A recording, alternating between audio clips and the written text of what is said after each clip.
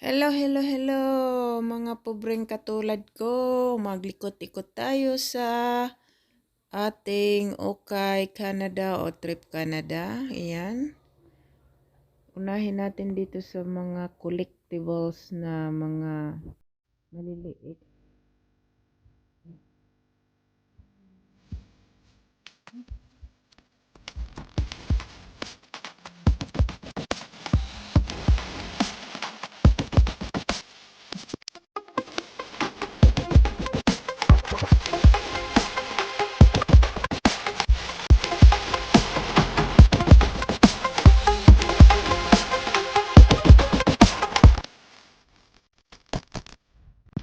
Ating pagbayad. Ito yung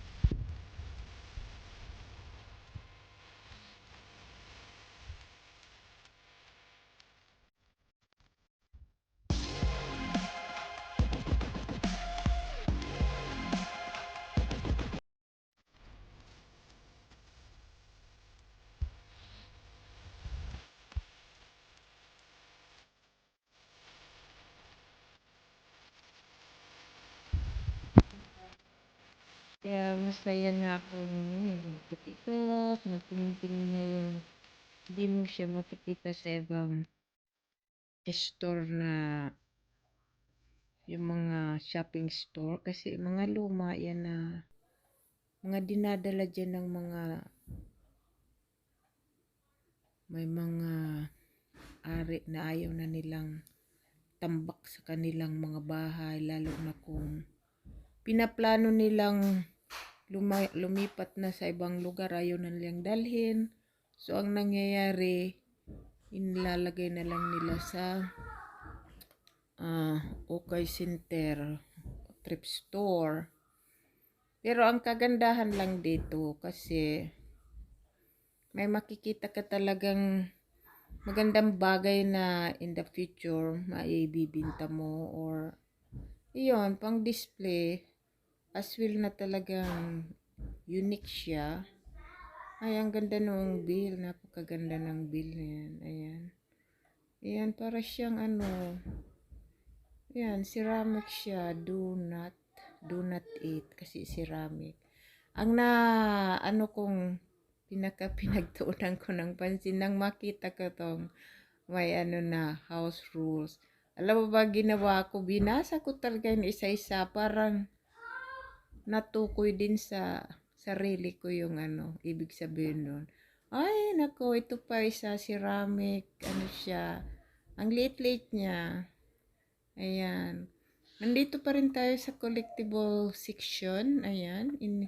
Tinitingnan ko kung ganda ba yung kalidad niya. Ayan.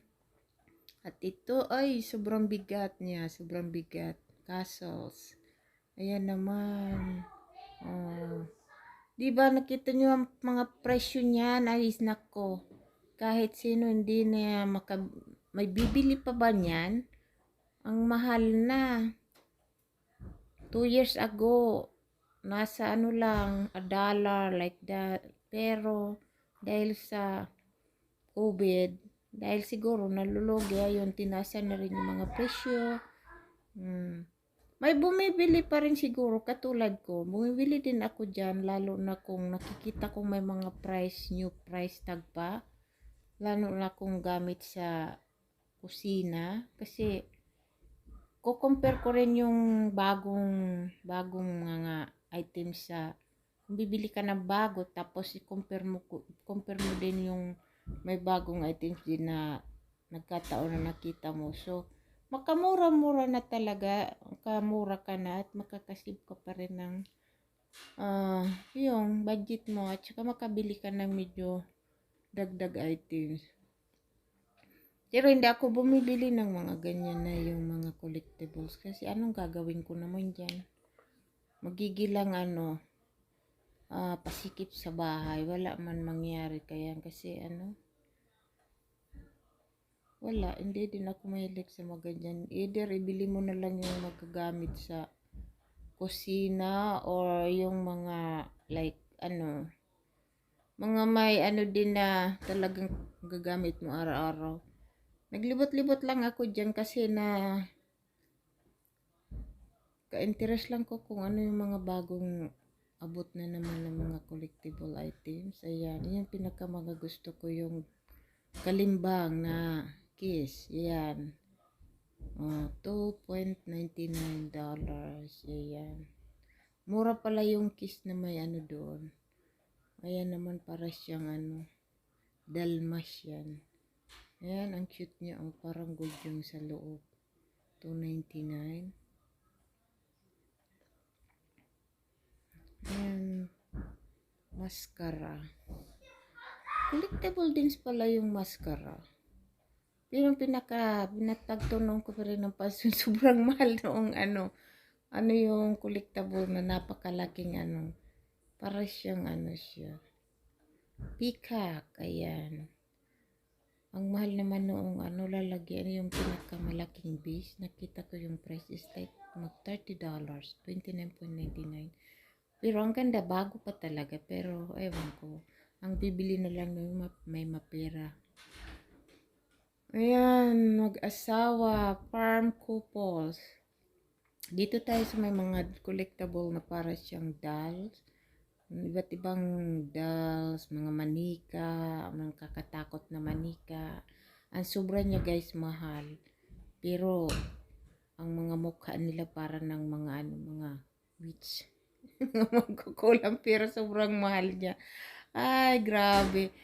Ah, damor na yung mga dalis ang papangit na parang mga mangkukulam. Damor na mahal siya. Di ko talaga magets bakit.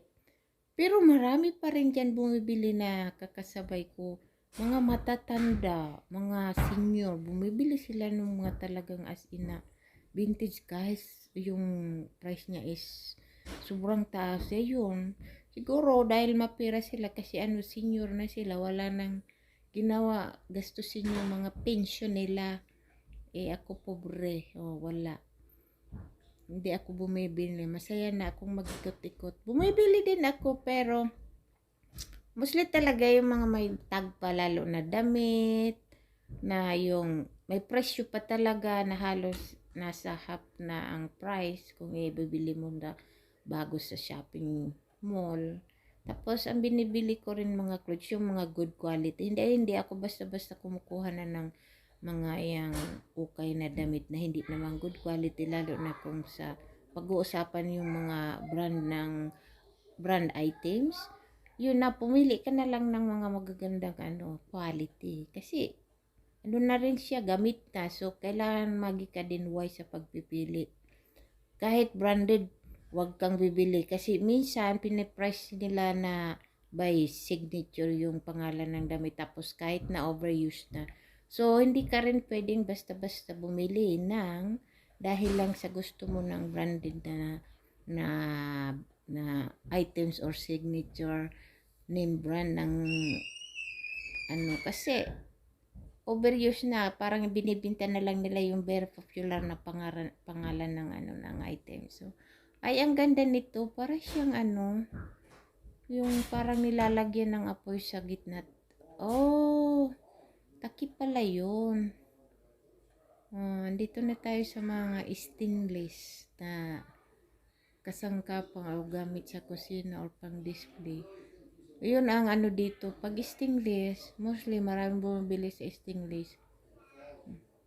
Mahal ang stainless kahit pa sobra ng sobra na sa pagkagamit. Kasi, lalo na ito, parang vintage na vintage ang niya. Dating niya. Ayan. Ewan ko kung may bumibili din yan na araw-araw. Pero, sobrang mahal para sa akin. Hindi ako bibili niyan. Tingnan mo, mag $4, $3.99, mag $4 na plus tax. Ito ang kintab pa rin nitong may gold sa gold ang niya, handle niya. Ayan. Paper shaker and salt. vintage yung ano niya dating. Ayan, ang cute naman ito. Ceramic karang. Ay, ang ganda nito. Ang gandang hawakan para siyang ano. Ang bigat niya guys, ang bigat niya. Ang ganda ng ano niya, yung pagka-design niya. Super bigat siya, super bigat. Ewan ko kung anong lalagyan yun. Tingnan niyo to, ewan ko kung anong ginagamitan nito. Ano siya? Gold, ano siya? Gold plated brush. Ayan, pumpkin. Ewan ko kung ang pwedeng ilagay dyan para siyang lalagyan ng soup o ewan ko. Ito naman, match na ano, teacup at saka may ano, matching platito. Ang cute nila pero ano man gagawin yan? I-display lang. Kailangan naman gamitin. Pag nilagay mo yan sa dishwasher, hindi ata yung pwedeng ilagay sa dishwasher. Kailangan hand wash. Parang pan-display lang siguro. Mga breakable na ano. Ang cute nila. Ceramic siya. Tapos, mostly, ang ano nila, ang pangalan nila is from England. Yun, England. Tapos, from Japan. Kaya siguro dahil mahal. Yan. Hindi masyadong mahal yung from China siya. Mostly, ang mahal yung Corel, ang ano niya, name. At saka yung from England, from Japan, from Italy. Ayun, ang ano na. Kaya, mahal. Kasi tinitingnan ko yan minsan pag from anong country. Ayun, nat-notice ko ang mahal pag from Germany, from Japan, at saka from Italy. Ayun. Ang cute niya, oh. Nakakatakot, ano. Nakakatakot minsan ng hawakan kasi baka mabangga yung katabi tapos nabasag mo. Ay, wala tayong pambili ang pangbayad niyan. Ay, ang cute. Ang cute nila, ang liliit lang talaga. Mas maganda talaga siguro niyan, pang display lang. Ay, ito ang cute. Ayan, no. Olive pot. Ayan. Ay, hindi olive. Lalagyan din ng olive oil. Kasi may ano siya sa dulo. Ito pa, ang cute niya. Teapot. Matching. Ayan. Teacup. May matching pang platito. Ang mahal, $7. Oh, match na rin. 2 pieces, $7. Ayan. Ang cute yan. Ayan, oh. Bulaklak pa siya. Hanggang tingin na lang tayo. Hanggang tingin hawak. Tingnan natin. Di naman ata bawal tumingin at humawak ng ng mga items. Ayan. Tingnan mo from England yan, no. Si ano yun, yung mag-asawa si Meghan at saka si ano, yung nasa London na mag-asawa. Ang mamahal na, diba? Pero ang cute din, kung may maganda kang bahay tapos gusto mo mag-display ng mga ganyan ano, mura na kung bibilhin mo dyan sa ano, sa Okay Store. Mura na siya talaga kung ang hiling mo is yung mga pang-display lang na tayo, hindi mo siya gagamitin. Mura na talaga. Kung display lang na talaga, hindi mo siya gagamitin pang araw-araw. Yun. Ang cute talagang i-display niyan. Kaya lang, may ano, yung magastos ka, tapos i-display mo nga, hindi mo naman gamit araw-araw. Tapos, in the future, hindi mo naman siguro maipagbilid na the same price nung gastos mo. Kasi hindi naman ata tataas niya ng presyo. Pag alam na, lumang-luma na. Ang cute nito. Para siya, dalawa siya. Lalagyan nata ito ng butter. Ang cute, diba? Yung takip niya is naka-attach na sa naka-attach siya, hindi siya matatanggal. Ang cute niya. Gustong-gusto ko to. Kaya lang hindi naman kami naglalagay ng butter na hindi nilalagay sa fridge. So, yun lang sigurong butter na panandalian mong magamit sa either 3 days o 1 week. O pag di ka naman masyadong gumagamit ng butter, so what the point na bumili ka noon. Ang cute kaya. Ayan, black, coffee mug with matching plato or pinggan. Pero hindi ito hindi yung dishwasher. Hindi pwede sa dishwasher. Ayan yung mga plato dito sa ukay. Yan, ang kagandahan pag nakatagpo ka ng mga plato dito sa ukay, mga bago pa siya, tapos mura na talaga, diyan ka na lang bumili. Ayan, ito ang laki ng Hindi ata ito pwedeng gamitin sa kung anong iinumin. Kasi parang pang-displaylan rin din. Kasi ang laki, ang bigat, pero ang gaganda ng design. Ayan, ang lalaki niya. Ayan. Ay, ang cute-cute ng kitty.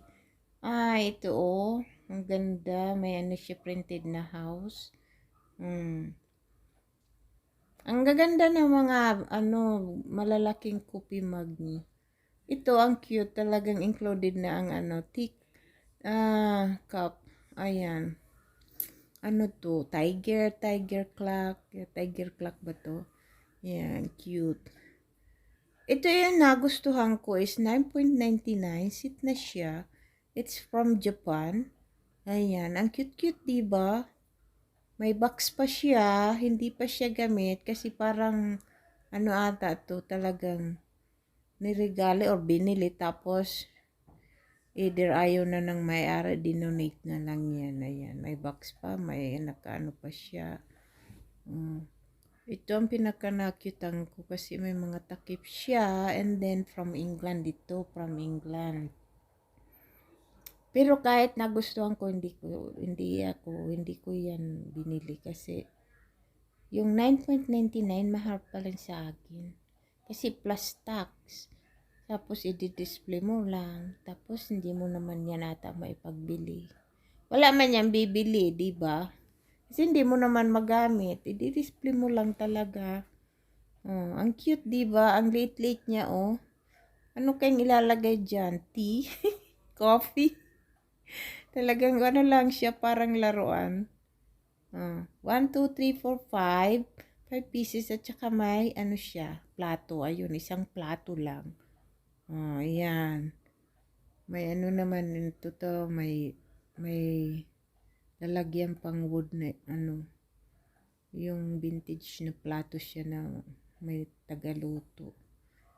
Ayan. Ang mahal na talaga, 5.99 siya. Ang cute na mga design, kaya lang mga babasagin siya. Tapos hindi mo siya mailagay sa dishwasher. Talagang hand wash mo siya. Ito, ang ganda rin, Ang ganda tray. Ewan ko kung anong lalagay dyan. Ito, mga... Nandito na tayo sa mga crystal na mga item, crystal. Ayan. Ang gaganda ng design ng crystal. Ayan. Ang price. Pero, ewan ko. Na-notice ko sa crystal, kung kailan yung crystal is ang lalaki at ang bibigat niya, ang gaganda ng design, medyo mura kaysa doon sa maliliit na na items. Ito naman, mga crystal, ganun din. Di mo pwedeng basta-basta mailagay sa dishwasher kung hugasan mo siya. Hand wash siya. At ang bibigat niya, kaya masyadong hindi nabibili sa store ito kasi ang bibigat niya, for occasional lang siguro, occasionally mo gagamitin. Pero ang hirap din ng paghugas pag mabigat. Ito nga ang ganda, lalagyan ng salad, May takip pa siya, either lagyan mo ng salad or soup. Ayan, puti siya. Ang price niya is, something like $7. To teapot. Ayan, ceramic din siya, made in England. Ceramic, ayan. Ito, lalagay dyan yung sauce ata, aywan ko. Hindi ako masyadong gumagamit ng mga ganyan pang mayaman. Ginagamit namin yung simple lang na kahit mabasag mo, okay lang. Kaya hindi ko alam kung ano mga ginagamitan niya. Basta ang alam ko masaya kung nagtitingin-tingin dito para naman maalala ko kung ano yung mga gamit noong panahon. Mga panahon ng mga granny natin.